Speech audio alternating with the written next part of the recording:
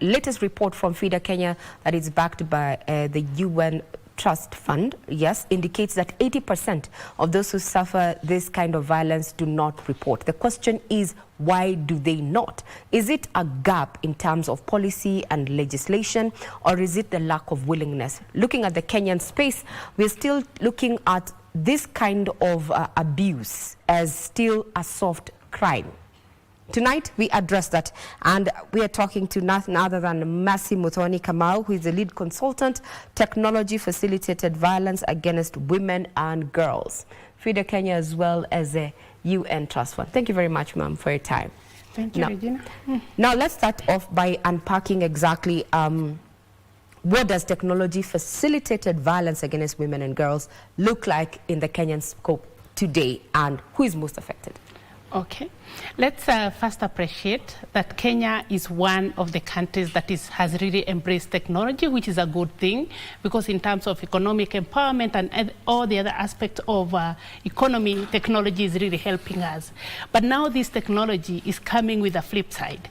It is a platform that has come with a lot of goodies, but at the same time coming along with abuse. And this is what we are calling technology facilitated violence. And these are harms or acts of harm that are perpetuated through technology devices or through the platform which are enabled by technology. Yes. So like online? It is online. All right. Yes. So who are most susceptible? What does the report say? The most susceptible population are women and girls, and this is as a result of the power dynamics that our societies are patriarchal. So you find there is that male dominance within the society when we are offline. But now when we come online, the same patriarchal kind of norms, culture and all that still come online. And that is why you find the technology facilitated violence is mainly affecting women and girls. Right. Yeah. Where do they come from in terms of the scope? Does it have to do with this particular category of women and girls? Are they in the urban, peri-urban, rural? Are they marginalized? Or do those external factors matter or not matter? Do they? They do matter a lot. Yes. Like for instance, for our young people, mainly between 15 years and 29 years, they have access to smartphone. And whenever they have access to smartphone, most likely they will access internet. And that is why they become a very vulnerable group of women to receive this kind of violence, because they are most of the time these are our children who are in the universities, in the colleges and all that, and they're accessing internet throughout, and you find through those platforms a lot of technology facilitated violence is happening. Okay. Another cohort is where women have gone to work, and you find still due to gender dynamics that happen within the workplaces, women within workplaces receive a lot of violence, especially in terms of bullying or probably sexual harassment and all that. It happens online, especially for workplaces, and also women in politics or women in the activism work. Yes. Now, we have looked at the person who is likely to be susceptible, a woman or a girl in those particular cadres. But then would want to understand, the report calls digital violence real violence. You know, what are some of the real stories that you have encountered in your line of work and patterns that show that online abuse is impacting women and girls across the country in Kenya right now? Okay, I'll give an example. In one of our higher learning institution, where one girl, a female student, was really championing the issue of abuse of girls within the universities and all that, and she was very active in activism when it comes to gender-based violence within the university. And then what happened, that this girl, now the friends and the fellow students and all that started throwing very bad comment, hate speech in her work. What she was commenting very nice things, trying to educate people about GBV, but now the follow-on comments were very tough on her, actually body shaming her, calling her all sort of names and all that, trying to tell her that you are pretending you are the best, you are an angel, you are you're somebody who is very nice. And through this, she really got mental breakdown because of the abuse she was receiving from here. She had to drop out of school. She went out and she could not get any help at all. And over time, I think after somebody realized there's something that really going wrong with her, that is when she was talked to, cancelled, but she lost almost 2 years of academic work. Wow. So you can imagine how it can affect somebody's lifeline, it can affect somebody's education, even job opportunities, because that derails the whole realm of opportunities for that young woman. All right. Yes. Now, looking at that particular report, sadly, the fact is that only 80% of these survivors in Kenya report online abuse. Why do you think that is so, and what must change, to make survivors feel safe, to come forward? Okay, currently, where we are right now, technology-facilitated violence, it's not very well defined. Yes, we have the Computer Misuse and Cybercrime Act. As well as the Sexual Offences Act. Yes, Sexual Offences Act, but it does not define all forms of technology-facilitated violence. And some of these violence, it is very hard for you even to imagine going to report it. For instance, there are incidences, there are situations where somebody has circulated intimate photos, yes, nude photos. Sextortion. Yes. Yes. And then you are supposed to carry that evidence, yes, go to police and show the police the photos, yourself being nude. Yes. And telling them somebody circulated these photos, yes, maliciously. So that makes it very difficult for anybody who is receiving this kind of violence to go reporting, because even you don't know where to begin. At the first place, you have that notation like you'll be blamed, yes, for circulating your own photos, because everybody will tell you, why did you, in the first place, why did you share these photos with that person? Or even, why did you take the photos? Yes, and how did you allow you to be taken photos while you are nude? Yes. And then they are circulated all over on social media, but you have nothing to do. You just get a mental breakdown. You don't know what to do, a lot of stress, a lot of depression, but you don't know what to do. So institutional mistrust is what I'm hearing from that. Yes. And how then that is affecting survivor protection. Do we have survivor protection in the current form as we find ourselves currently? There is support mechanism, because if you report, the perpetrator will be pursued through the current mechanisms, yes, that are there. But sometimes you find it is so hard. If such perpetration is done to me, and I'm fearing to go even expose myself further to the police, report the matter, expose myself further to other people, like this and this happened, you find I will not report.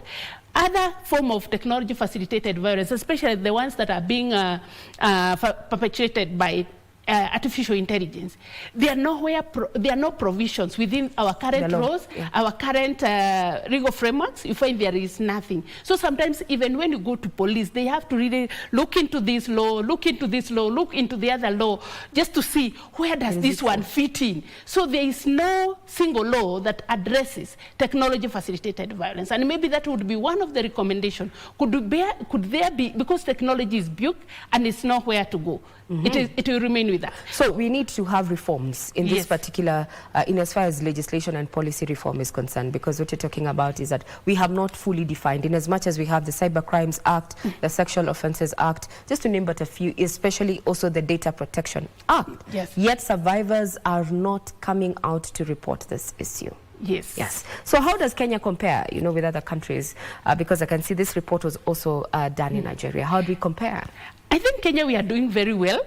We can't say we are doing nothing about it. A lot has been done and has gone into this, because we have all these policies that can protect any Kenyan who has received technology-facilitated violence. But the challenge we are having, technology is also evolving very fast. So some of the, even a policy was developed 5 years ago. You find technological advancements are too fast that the law is overtaken. Yeah. So I think we may need to have a more kind of an evolving policy or a legal framework that is more evolving to catch up with the technology, because technology is moving very fast. A crime which we saw 5 years ago, it has so far advanced and mutated into many other forms of violence that are not captured in the legal framework that we have right now. So we need to do something about legal framework. We review them and make them more responsive, especially to the current technological advancements that are happening. I want to take you back to the issue of mistrust, especially institutional mistrust, because that is a main challenge when it comes to in pursuit of justice. Yeah. The person you're reporting to, do you trust them to keep in confidence what has already been exposed there? Is there a way we can go about it, without further, stigma onto the survivor, the person who's come to report?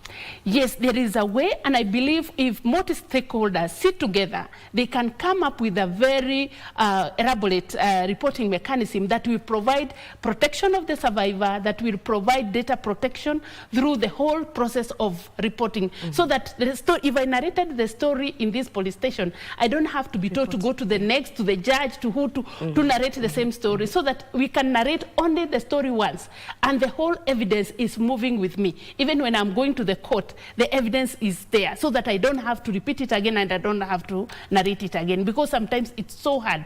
If I'm a survivor, I'm bleeding internally because of the violence that have been done to me, and I have to keep on narrating this story to every place I go to. So we need a multi-stakeholder process that will enable us create a reporting system that protects the survivor and make sure that the survivors have confidence in the systems that will be laid down. All right. Yeah. One of our viewers is saying that it's sad that you still think that digital violence is a soft crime.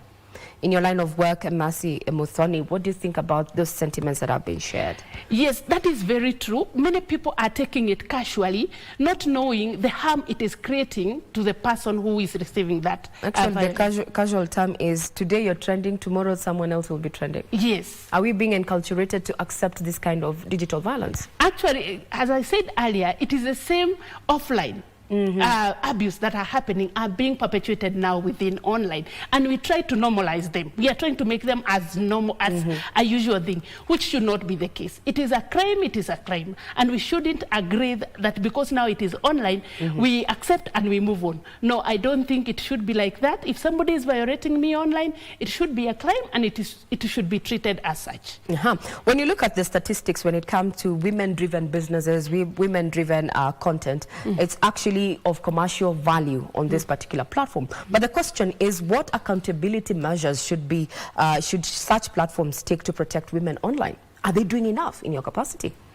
Okay, women are not doing enough, especially these particular platforms. We are talking about these platforms, the digital platforms that we find ourselves, because they're making a lot of money, especially from women, because I mean, the sex appeal, monetization of such, but yet, do we have the requisite capacity to hold them to account?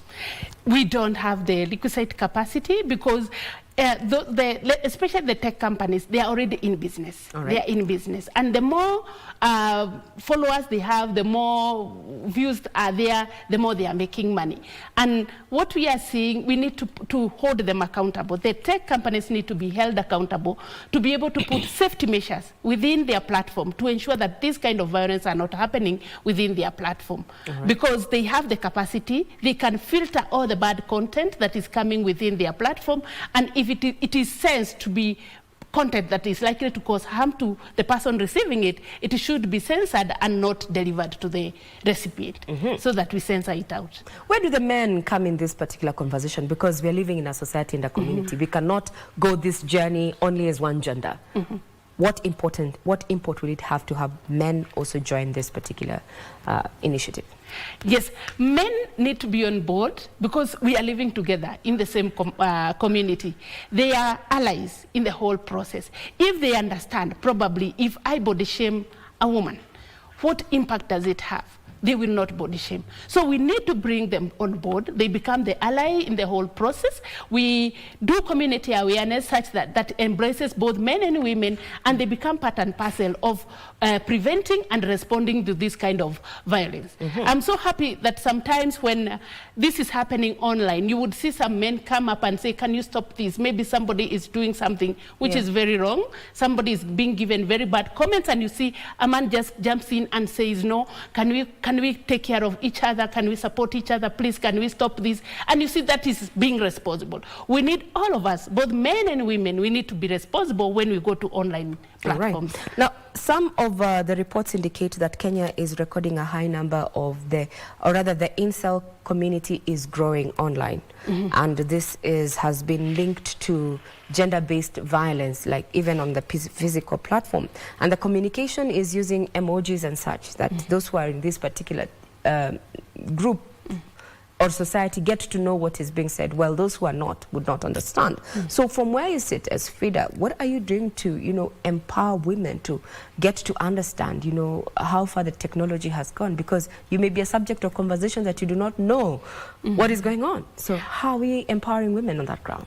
Okay, I think we need to really embrace training women, especially in tech spaces. Yeah. And I know there is a lot of initiatives, especially in Kenya, where there are initiatives that are looking into women in tech, trying to educate them on technology. Even in the grassroots, there are those companies that are training people to understand smartphone. If I have a smartphone, what can I do with it and what I can't do with it? There needs to be a lot of education, even for those people who have not gone to school. They need to be educated how to use technology, because technology is there to stay. And I think with that empowerment and education, we will ensure that everybody in this country is enabled to drive any digital device that they may have, whether it is a phone, whether it is a laptop, whether it is a tablet. They are able to drive that device with a lot of caution and with a lot of safety measures. Right. Yeah. All right. Parting shot. How? In a parting shot, yes, as we bring this to a close, there's some recommendations that this report has given. What does a truly safe digital Kenya look like to you as we can bring this to a close? Okay, a safe digital space is where we are transacting for economic growth, for education purposes, for opportunities in the world. We are able to connect with the whole world. But as I connect, I'm safe and I'm feeling nobody will harass me. That will be the best digital space, where I'm feeling safe and I can connect with anybody in this world, regardless of where they are in. And I can be able to access all the opportunities, be it job opportunity, be it education opportunities, be it market opportunities, all opportunities. The social interaction in a safe space. All right. Very well said. Tonight we have been looking at a report that has been released by FIDA Kenya that indicates that only 80% of those who suffer online abuse get to report. And the issues that have been raised here is that especially the lack of trust, institutional trust, and also just the implementation. There's need to create awareness and capacity build in regard to this particular matters, so that we can bring the perpetrators to book. Do not be afraid, and those who get these reports need to also treat that information with utmost care and privacy. We have been speaking to none other than Mercy Muthoni Kamau, who is a lead consultant at Technology Facilitated Violence Against Women and Girls. We bring this conversation to a close. I'm Regina Manyara. Enjoy the rest of your week.